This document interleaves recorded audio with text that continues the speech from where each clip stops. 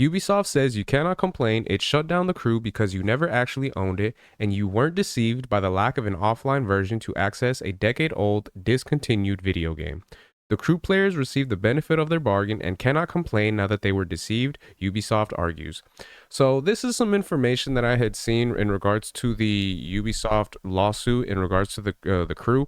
So I had done a video on this a few months back in regards to the lawsuit getting pushed through, and there was a little bit where a few months back where I was almost doing like one Ubisoft video like at least a week because of all the information that was coming out, all the issues they were having in regards to their stocks, in regards to the video games that they were coming out with flopping, in regards to players just being, really dissatisfied with the company itself and the things that they've been doing. So hearing this news right here, it isn't too much of a surprise, but what really is a surprise is Ubisoft's what their statements are on it and how they're kind of treating the players. Now we'll get into it right here, the article that we got, see some of the information, but I gotta say, man, this is a weird one, and not to say that I'm on Ubisoft's side or anything like that, but there are some things I feel like I can probably argue with that would probably make some sense in regards to where they're coming from. Now, I'm not giving them the benefit of the doubt, and I don't agree with what they're stating to the players themselves, but we'll get into it. So I'll go ahead and check it out. So, Ubisoft's lawyers have responded to a class action lawsuit over the shutdown of the crew, arguing that it was always clear that you didn't own the game and calling for a dismissal of the case outright. So the class action was filed on November of 2024, and Ubisoft's response came in February of 2025, though it's only come to the public's attention now courtesy of Polygon. The full response from Ubisoft attorney Stephen A. Merenberg picks apart the claims from plaintiff Matthew Cassell and Alan Liu piece by piece. But the most common refrain is that the crew's box made clear both that the game requires an internet connection and that the Ubisoft retains the rights to revoke access to one or more specific online features with a 30-day notice at its own discretion. So this is a little bit of a weird one right here. So the fact that it states that there is some information that stated that they can go ahead and shut it down, 30-day notice, that is one of the things where it's like, I guess you can kind of make that argument, but as we'll see right here in a bit, some of the more information that's come out, it does kind of feel like that they kind of can't really use that as an excuse, but we'll get into it right now in a second. So we'll just continue reading here. So after making their purchases, plaintiffs enjoyed access to the crew for years before Ubisoft decided in late 2023 to retire or shut down the servers of the 10-year-old video game. Merenberg argues plaintiffs received the benefit of their bargain and cannot complain now that they were deceived simply because Ubisoft did not then create an offline version of the discontinued video game. Now, this is where the argument gets a little bit weird because they're trying to make the argument that, since it's a 10-year video game and it's been around that long, that they got what they paid for and they should be grateful for that. And in a sense, I guess I can kind of see where they're trying to come from in that regard because, if the game has been out for 10 years, yeah, I'm sure there's lots of people that were able to actually get what they paid for the most part. But the fact that what they kind of give in this next article we'll read right here in a second, it leaves a little bit of a weird spot in a gray area in regards to people more than likely not really expecting the game to be shut down only after 10 years. Now, for some people, I'm sure 10 years for a video game, that can be a long time, but there's a lot of video games out there that, you can still play online and everything like that are past 10 years. So the fact that they're kind of making this argument is it's a little bit tough right here, where you can kind of decide where you feel like they can go, especially with what we're going to see right here in a second. So Polygon's report notes that the plaintiffs filed an amended complaint on March 18th, which argued that the Activision code includes with the retail version of the game that doesn't expire until 2099 implies that the whole package would remain playable until that date. It also argues that the crew's currency could be considered a sale of a gift certificate, which are not allowed to expire under California law where the suit was filed. And see, that's where it gets a little bit weird right there, is the fact that the game doesn't expire until 2029. Now, do you really believe that the game would be up for that long? You know what I mean? We're in 2025, so it'd be like 70, 74 years? No. I mean, you just got to be realistic in that regard. No, the game's not going to be around for that long. But the fact that it does have that it expires until then does imply that they're more than likely going to be having it for quite a while. Now, like I stated, 10 years, some people can say that they got their money's worth at that point. But when you see something like that, 2099, it's you at least expect it to be more than 10 years that you'd be able to play the game.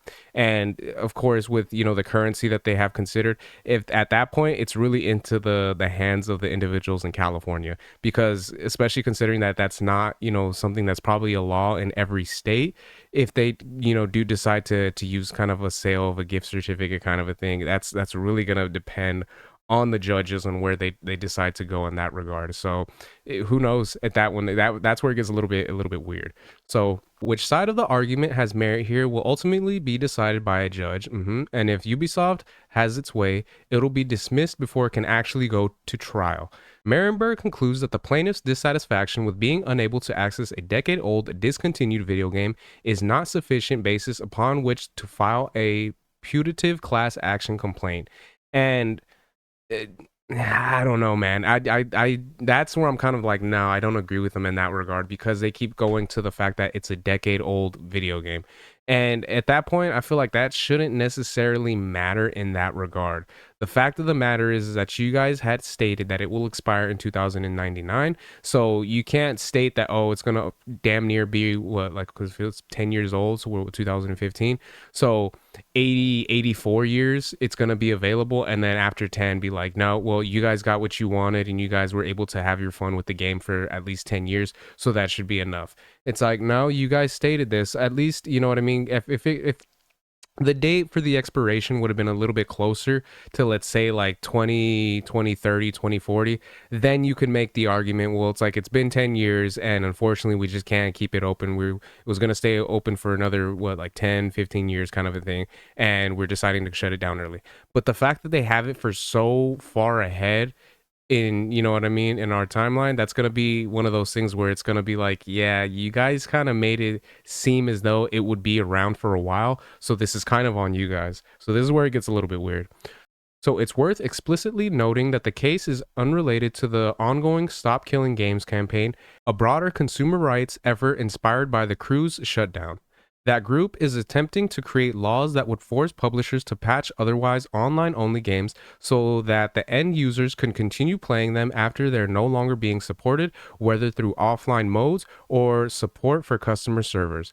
The movement has inspired Ubisoft to add offline modes to the Crew 2 and the Crew Motorfest, but not the now dead original that spawned all this kerfuffle in the first place. And see, that's where it's going to be one of those things. In my opinion, I don't think that they should probably doing support for the Crew servers, just because that's going to actually take some manpower. If there is issues with the servers online, it's probably going to cost Ubisoft money in that regard. So that's one of those things where I can kind of see where they're coming from, where they're like, no, we're not going to do that.